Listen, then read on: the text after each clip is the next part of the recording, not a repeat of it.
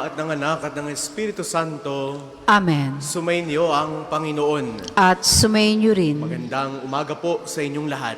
Magandang umaga po, Padre. Welcome po sa inyo dito sa Pambansang Dambana at Parokya ni Santo Padre Pio. Tayo po ngayon ay nasa Miyerkules sa ika-4 na linggo sa karaniwang panahon. Sa atin pong pagsasama-sama sa banal na Eukaristiyang ito, nawa ang ating pagiging pamilyar kay Jesus ay hindi ang maging hadlang upang tayo ay mas mapalayo sa Kanya. Bagkus nawa ang ating patuloy na paglapit, ang ating araw-araw na pagsamba, ang ating araw-araw na pagpupuri sa Kanya, ang magpalalim ng ating pakikiugnay sa Poong May Kapal. Kaya taminin po muna natin ang ating mga kasalanan upang tayo maging marapat gumanap sa banal na pagdiriwang.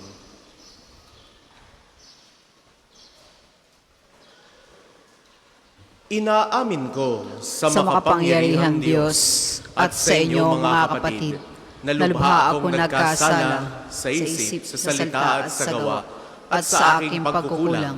Kaya isinasamo ko sa mahal na Birheng Maria, sa lahat ng mga anghel at mga banal, at sa inyo mga kapatid, na ako'y panalangin sa Panginoong ating Diyos. Kaawaan tayo ng makapangyarihang Diyos, patawarin tayo sa ating mga kasalanan, at patnubayan tayo sa buhay na walang hanggan. Amen. Panginoon, kaawaan mo kami. Panginoon, kaawaan mo kami. Kristo, kaawaan mo kami. Kristo, kaawaan mo kami. Panginoon, kaawaan mo kami. Panginoon, Kaawaan mo kami.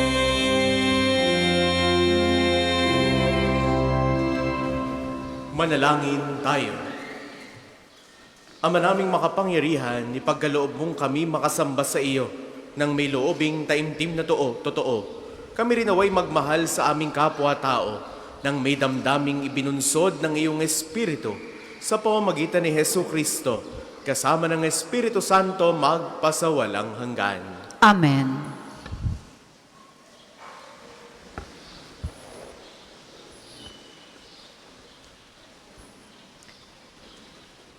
Pagbasa mula sa ikalawang aklat ni Samuel. Noong mga araw na iyon, inutusan ni David si Joab at lahat ng namumuno sa hukbo niya.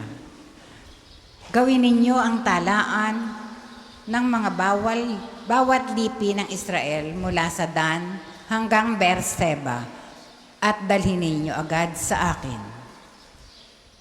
Iniulat ni Joab sa hari ang kabuuan ng lahat ng mga lalaking maaaring maglingkod sa hukbo. Sa Israel ay 800,000 at sa Huda naman ay 500,000. Matapos niyang ipatala ang mga tao, inusig siya ng kanyang budhi. Sinabi niya sa Panginoon, "Nagkasala ako ng malaki sa ginawa kong ito. Patawarin po ninyo ako sa aking kahangalan." Kinaumagahan, pagkagising ni David, sa utos ng Panginoon ay pumunta sa kanya si Propeta Gad. Sinabi nito kay David, "Ito po ang ipinasasabi sa inyo ng Panginoon. Mamili ka kung alin sa 3 parusang ito ang ibig mong gawin ko sa iyo. 3 taong taggutom sa iyong lupain, 3 buwang pag-uusig ng iyong mga kaaway, o 3 araw na salot. Alin ang gusto ninyo para masabi ko sa nagsugo sa akin?" Sumagot si David, Hirap na hirap ang aking kalooban sa nangyaring ito.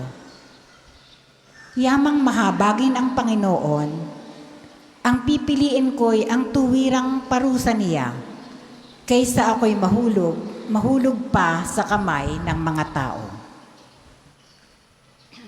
Kaya't ang Panginoon ay nagpadala ng salot sa Israel. Ano pat mula sa Dan hanggang Beerseba, 70,000 tao ang namatay. Nangyari ito mula ng umagang iyon hanggang sa taning ng panahon. Nangiunat ng anghel ang kanyang kamay upang puksain ang mga taga-Jerusalem. Sinaway siya ng Panginoon. Nagbago ang pasiya nito at sinabi, "Tama na, huwag mo nang ituloy." Ang anghel ng Panginoon ay nakatayo noon sa giikan ni Araona, isang Hebuseo. Nang makita ni David ang anghel, sinabi niya sa Panginoon, "Napakalaki ng pagkakasalang nagawa ko sa inyo, at ang walang malay na mga tupang ito ang nagdurusa. Ako at ang aking sambahayan ang parusahan ninyo." Ang salita ng Diyos. Salamat sa Diyos. Salmon Tugunan. Diyos ko, ako'y patawarin sa aking pagkasuwail. Diyos ko, ako'y patawarin sa aking pagkasuwail. Mapalad ang tao na pinatawad na yaong kasalanan at nalimot na rin ang kanyang nagawang mga pagsalansang. Mapalad ang taong sa harap ng puon ay di naparatangan, dahilan sa siya ay di nagkasala at hindi nalinlang. Diyos ko, ako'y patawarin sa aking pagkasuwail. Ako ay lumapit sa iyong harapan at salay inamin. Ang aking ginawang mga pagsalansang di ko inilihim. Pinagpasiyahan kong ang lahat ng ito sa iyo'y idaing at aking natamo ang iyong patawad sa sala kong angkin. Diyos ko, ako'y patawarin sa aking pagkasuwail. Ang lahat ng tapat sa panahong gipit dapat manalangin upang bumugsuman ang malaking bahay, di sila abutin.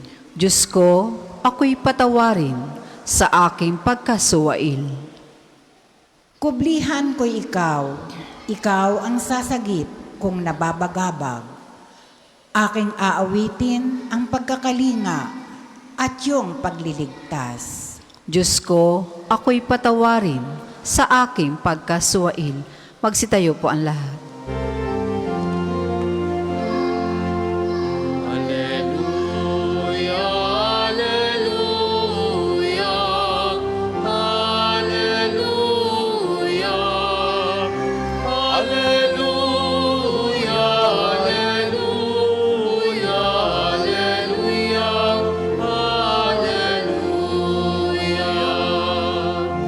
Ang tinig ko'y pakikinggan ng kabilang sa aking kawan.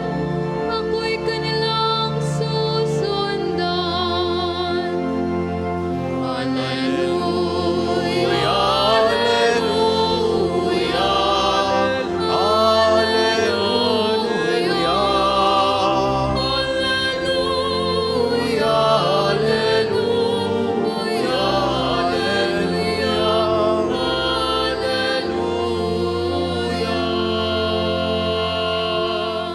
Sumainyo ang Panginoon. At sumainyo rin. Ang mabuting balita ng Panginoon ayon kay San Marcos. Papuri sa iyo, Panginoon. Noong panahong iyon, si Jesus ay nagtungo sa sariling bayan, kasama ang kanyang mga alagad. Pagdating ng araw ng pamamahinga, nagturo siya sa sinagoga. Nagtaka ang maraming nakarinig sa kanya at nagtanong, saan niya nakuha ang lahat ng iyan? Anong karunungan itong ipinagkakaloob sa kanya? Paano siya nakagagawa ng mga kababalaghan? Hindi ba ito ang karpinterong anak ni Maria at kapatid ni na Santiago at Jose, Judas at Simon? Dito nakatira ang kanyang mga kapatid na babae, hindi ba? At siya'y ayaw nilang kilanlin. Kaya't sinabi ni Jesus sa kanila, ang propeta'y iginagalang ng lahat, liban lamang ng kanyang mga kababayan, mga kamag-anak at mga kasambahay. Hindi siya nakagawa ng anumang kababalaghan doon, maliban sa pagpapatong ng kanyang kamay sa ilang may sakit upang pagalingin ang mga ito. Nagtaka siya sapagkat hindi sila sumampalataya at nilibot ni Jesus ang mga nayon sa paligid upang magturo. Ang mabuting balita ng Panginoon. Pinupuri ka namin, Panginoong Heso Kristo. Ang propeta'y iginagalang ng lahat, liban lamang ng kanyang mga kababayan. Sa inyo pong lahat na naririto at nakikibahagi sa ating banal na pagdiriwang, sa mga sumasama po sa atin sa pamamagitan ng ating Facebook Live, sa lahat po ng mga pilgrims na naririto na nanggaling po sa iba't ibang mga bayan, mga karatig probinsya, muli po ay ang malugod naming pagtanggap sa inyo dito sa Pambansang Dambana at Parokya ni Santo Padre Pio. At pagbati po, magandang umaga sa inyong lahat. Familiarity breeds contempt. Ito po ay isang kasabihan at waring may katotohanan. Kapag nga naman pamilyar ka na sa isang tao, halimbawa ay kakilala mo ng matagal kahit mas matanda sa iyo, hindi ka na nangungupo, hindi ka na nagmamano. O kaya naman ay kahit mataas ang katungkulan, hinahangaan ng ibang tao ang taong ito, pero ikaw dahil ikaw ay kaibigan, ka-close, pwede ka na makipagbiruan. No? Naloloko-loko mo kahit sa harap ng ibang tao. And familiarity truly breeds contempt. Sa mga pagbasang narinig po natin para sa araw na ito, waring may kaugnayan ang kasabihang ito. Sa unang pagbasa, nakita natin ang isang nakakagulat na bahagi ng buhay ni Haring David. Iniutos niya yung census ng Israel. Bilangin ang mga hukbo, sukatin ang lakas na mayroon siya. Sa panlabas, parang normal lang naman ito. Pero sa mata ng Diyos, parang may mali. Bakit? Hindi nagtitiwala si David sa Diyos. Nagtitiwala siya sa numero, sa bilang, sa kapangyarihan, at nagtiwala siya ng higit sa lahat sa kanyang sariling kakayanan, na parang nakatanim sa utak ni David, malawak na ang aking hukbo, makapangyarihan ako, naririto ako sa tuktok. At nang ma-realize ni David ang kanyang kasalanan, sinabi ni David, malaki po ang aking kasalanan, Panginoon. Patawarin mo ako. Familiarity breeds contempt. David became accustomed with his authority, with his power, na kapag nakikita niya ang kanyang hukbo, ang kanyang sandatahang lakas, parang ang tingin niya sa kanyang sarili makapangyarihan. But in the event that he realized that he made numerous mistakes, inamin niya.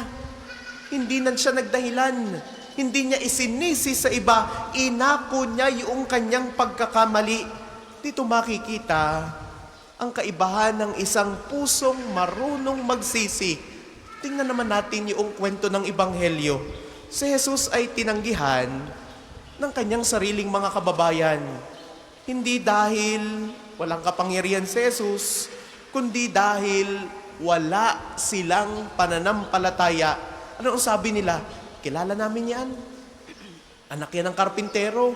Ito yung kanyang mga kababayan, ito yung kanyang mga kamag-anak. Mahirap lang naman ang mga yan. Anong karapatan niya para magturo sa amin?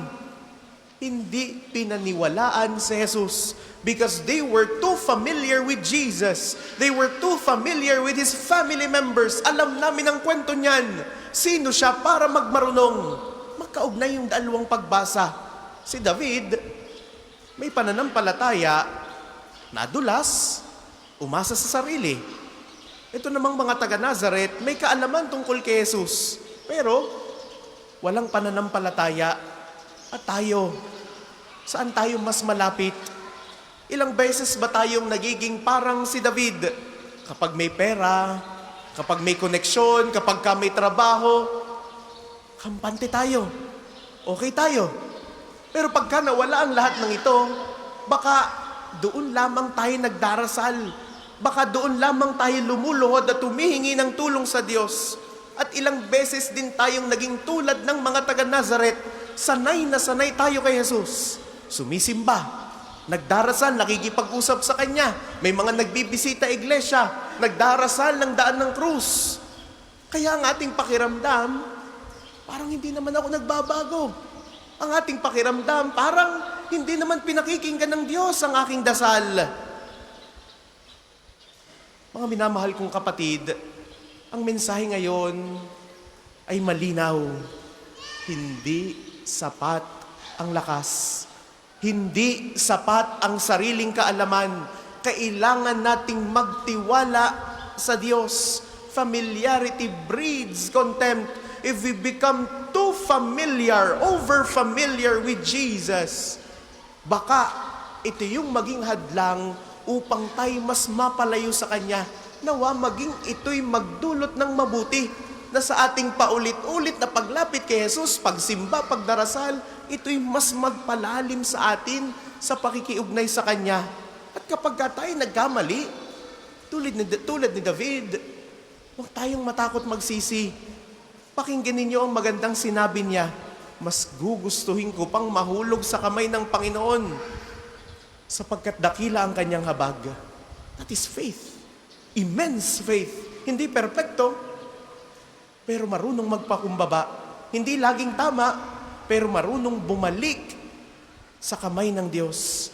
Ngayong araw na ito, kay gandang itanong po natin sa ating mga sarili, saan ako mas nagtitiwala? Sa Diyos o sa sarili ko? Bukas pa ba ang puso kong hayaan si Jesus ang gumawa ng mga himala sa buhay ko?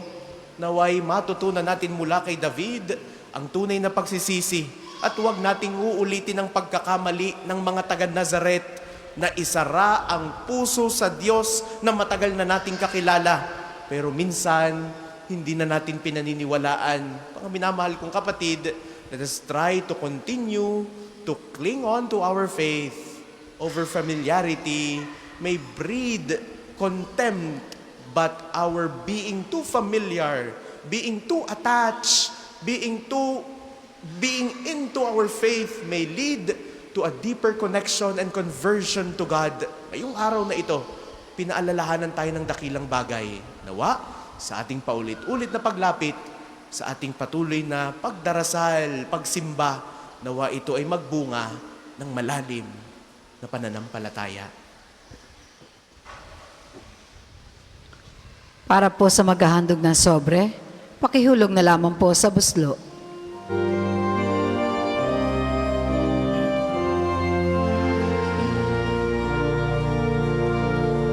Handog namin sa iyo, Ama, ang tinapay at alak na ito. Handog ng bayang umasa, sumasambat nagmamahal sa iyo.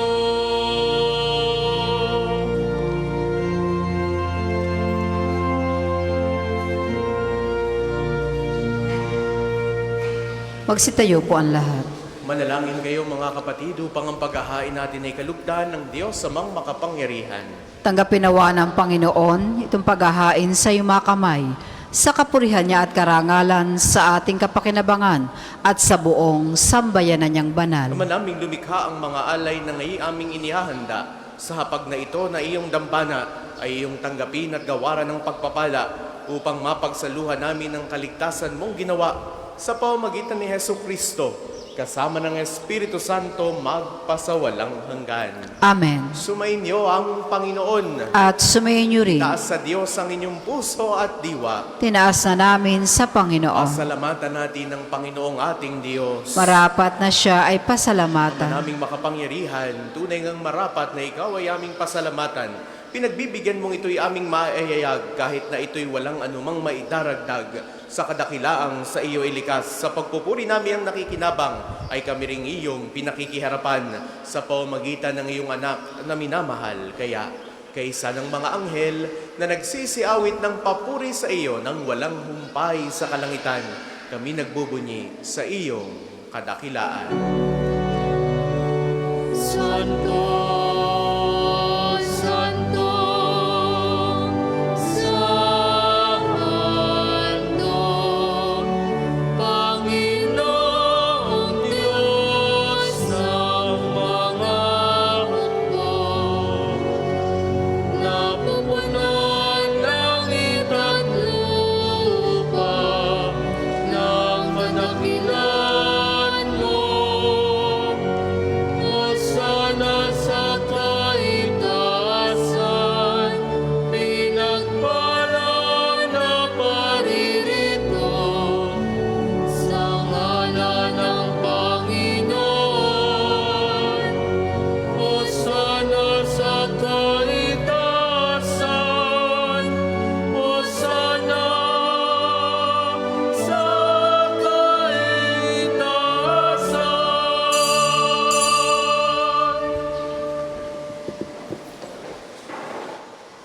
Ama naming banal, ikaw ang bukal ng tanang kabanalan. Kaya't sa pamamagitan ng iyong Espiritu, gawin mong banal ang mga kaloob na ito upang para sa aming maging katawan at dugo ng aming Panginoong Jesucristo. Bago niya pinagtiis ang kusang loob na maging handog, hinawakan niya ang tinapay. Pinasalamatan kaniya, pinagati-hati niya iyon, iniabot sa kanyang mga alagad at sinabi, "Tanggapin ninyong lahat ito at kanin. Ito ang aking katawan na ihahandog para sa inyo."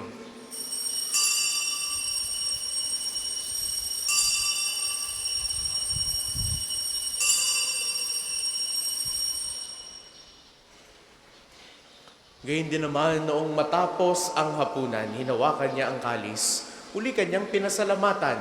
Iniabot niya ang kalis sa kanyang mga alagad at sinabi, "Tanggapin ninyong lahat ito at inumin. Itong kalis ang aking dugo ng bago at walang hanggang tipan. Ang aking dugo na ibubuhos para sa inyo at para sa lahat sa ikapagpapatawad ng mga kasalanan. Gawin ninyo ito sa pag-alala sa akin."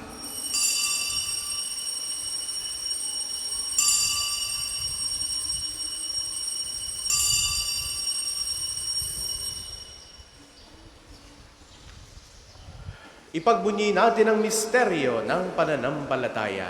Si Kristo'y namatay, si Kristo'y nabuhay, si Kristo'y babalik sa wakas ng panahon. Ama, ginagawa namin ngayon ang pag-alala sa pagkamatay at muling pagkabuhay ng iyong anak.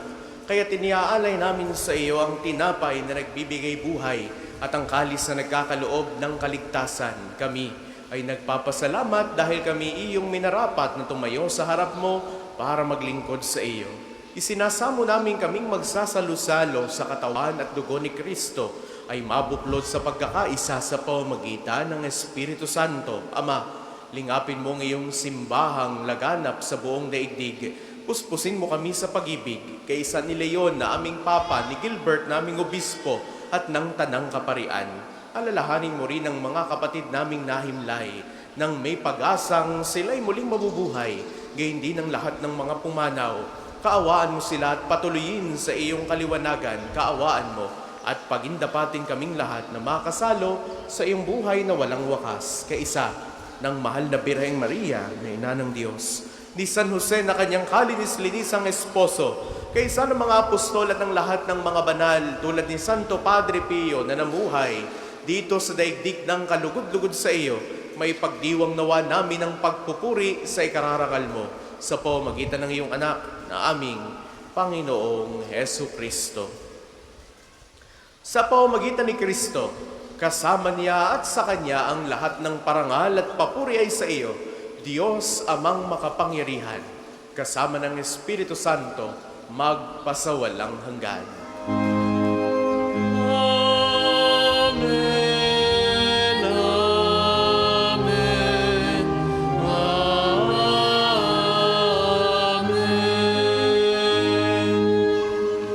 Sa tagubilin ng mga nakagagaling na utos sa turo ni Jesus sa Panginoon natin na Diyos, ipahayag natin ng lakas loob.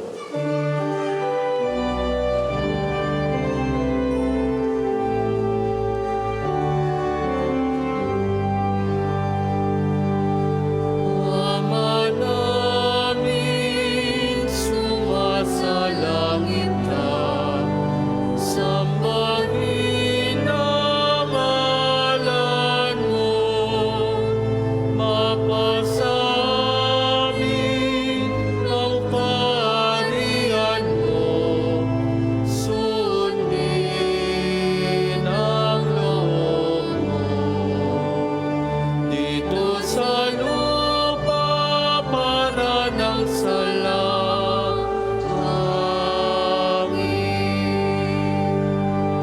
Bigyan mo kami ngayon ng aming kakanin sa araw-araw at patawarin mo kami sa aming mga sala para ng pagpapatawad namin sa nagkakasala sa amin. At huwag mo kaming ipaintulot sa tukso at iadya mo kami sa lahat ng masama. Inihiling namin kami adya sa lahat ng masama, pagkalooban ng kapayapaan araw-araw. Iligtas sa kasalanan at ilayo sa lahat ng kapahamakan. Samantalang aming pinananabikan ang dakilang araw ng pagpapahayag ng tagapagligtas naming si Hesu Kristo. Sapagkat iyang kaharian at ang kapangyarihan at ang kapurihan magpakailanman. Amen. Panginoong Hesu Kristo, sinabi mo sa iyong mga apostol, kapayapaan ang iniiwan ko sa inyo. Ang aking kapayapaan ang ibinibigay ko sa inyo. Tunghayan mo ang aming pananampalataya at huwag ang aming mga pagkakasala. Pagkalooban mo kami ng kapayapaan at pagkakaisa ayon sa iyong kalooban. Kasama ng Espiritu Santo, magpasawalang hanggan. Amen. Ang kapayapaan ng Panginoon ay laging sumainyo. At sumayin niyo rin. Bigayan kayo ngayon ng kapayapaan sa isa't isa. Peace be with you. Kordero ng Diyos, nag-aalis ng mga kasalanan ng sanlibutan, maawa ka sa amin. Kordero ng Diyos, nag-aalis ng mga kasalanan ng sanlibutan, maawa ka sa amin. Kordero ng Diyos, nag-aalis ng mga kasalanan ng sanlibutan, pagkaloob mo sa amin ang kapayapaan. Kung hindi po kaya lumuhod, manatili pong nakatayo na may paggalang. Ito ang kordero ng Diyos. Pag-aalis ang mga kasalanan ng sanlibutan, mapalad ang mga inaanyayahan sa kanyang piging. Panginoon, hindi ako karapat-dapat na magpatuloy sa iyo, ngunit sa isang salita mo lamang ay gagaling na ako.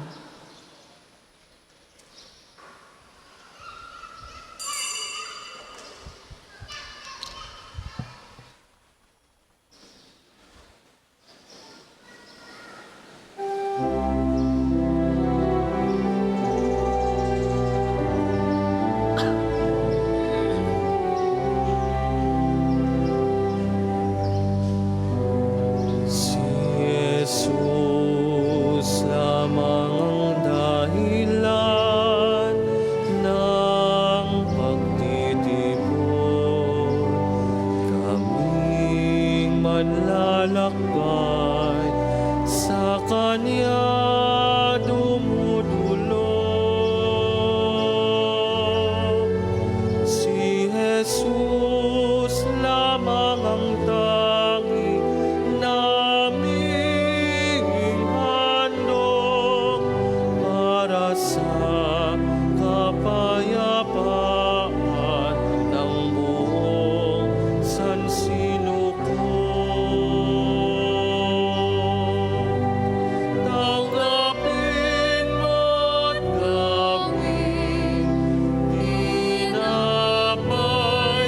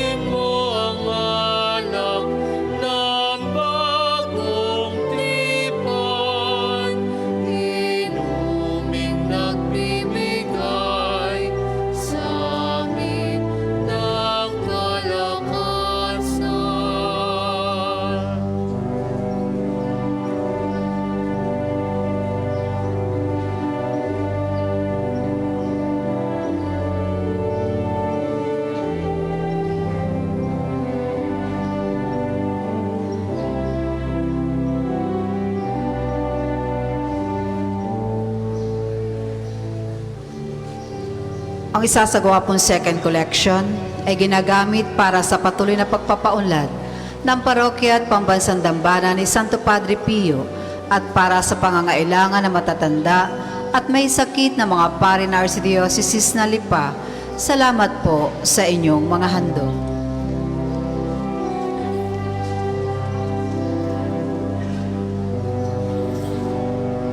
Tanggapin mo't gawin, tinapay ng buhay, pagkain sa aming kaluluwa at katawan.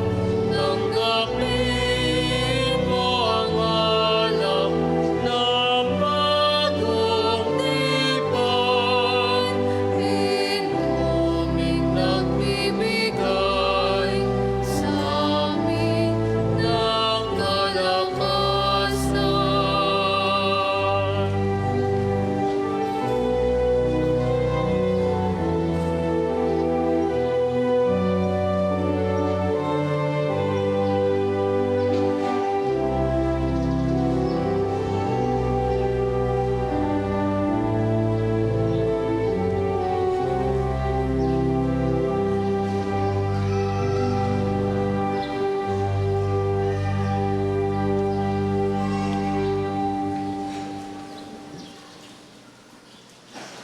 Tayo po ay magsitayo. Manalangin tayo. Ama naming mapagmahal, kaming nagsipakinabang sa piging ng aming kinamtang kaligtasan, ay humihiling na iyong bigyang kaunlaran sa pananampalatayang wagas kailanman sa tulong ng panubos ng iyong bigay sa pamamagitan ni Hesu Kristo, kasama ng Espiritu Santo magpasawalang hanggan. Amen. Atin pong dasalin ang panalangin ng pagtitiwala kay Santo Padre Pio. Padre Pio, taga Petrolcina, mongheng banal, pintakasing santo na milenyong kasalukuyan, gabay namin sa pagtahak sa landasing makalangit, takbuhan sa pangailangan, huwaran ng pagtitiis. Sa iyo namin inilalapit aming mga kagipitan, sa iyo po ibinibilin kalusugan at kabuhayan.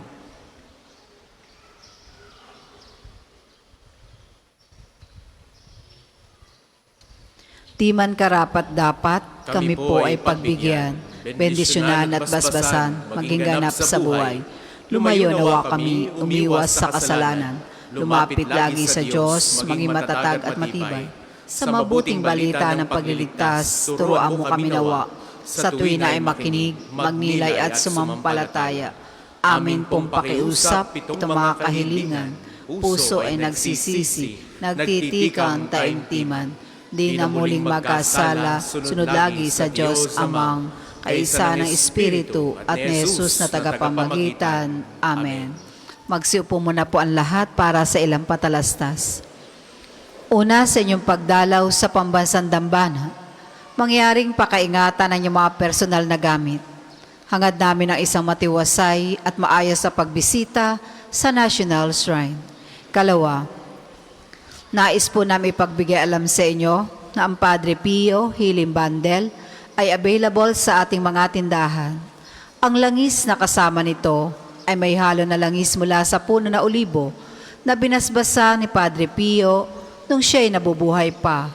Naway magindaan ang ating healing bundle sa pagkakamit ng kagalingan mula sa Diyos. Ikatlo, inaanyayahan din ang lahat na dalhin ang inyong mga lumang palaspas na binasbasa noong nakarang taon.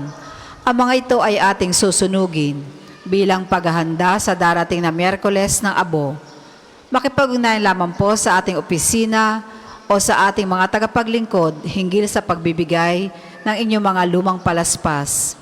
Ikaapat, ngayong Sabado, ikapito ng Pebrero ay unang Sabado ng buwan. Mayroon po tayong prosesyon sa karangalan ng Mahal na Birhen ng mga biyaya. Sa ganap na ikalima na umaga, nasisimula natin sa maharap ng Fountain of Hope. Ang mga sasama ay nayayahang magdala ng kandilang may pansalo. Ang susunod pong misa ay sa ganap na 12 ng tanghali. Maraming salamat po at mangyaring panatilihin natin ang kalinisan, katahimikan, at diwa ng pananalangin sa loob at labas ng ating mga simbahan. Magsitayo pong lahat para sa pagbabasbas ng religious articles. Mga kapatid, manalangin tayo sa Diyos sa mga makapangyarihan upang tayo'y maging kawangis ni Kristo sa taimtim na pagdalangin sa tulong ng mga larawan at mga dasalan. Manalangin tayo. O Diyos, Ikaw ang bukal ng lahat ng pagpapala at biyaya.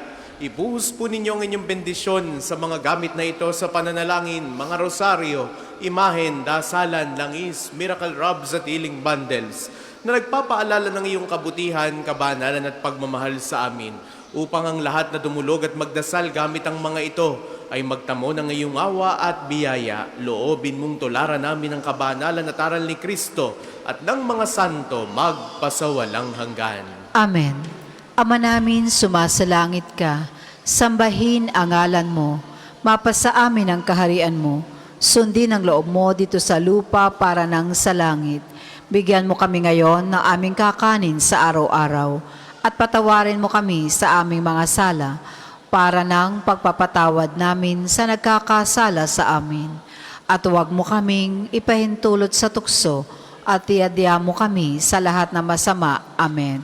Aba, Ginoong Maria, napupuno ka ng grasya, ang Panginoon Diyos ay sumasa iyo.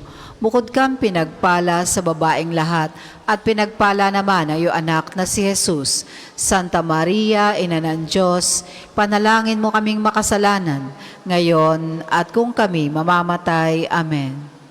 Papuri sa Ama, sa Anak at sa Espiritu Santo, kapara noong una, ngayon, at magpasawalang hanggan. Amen.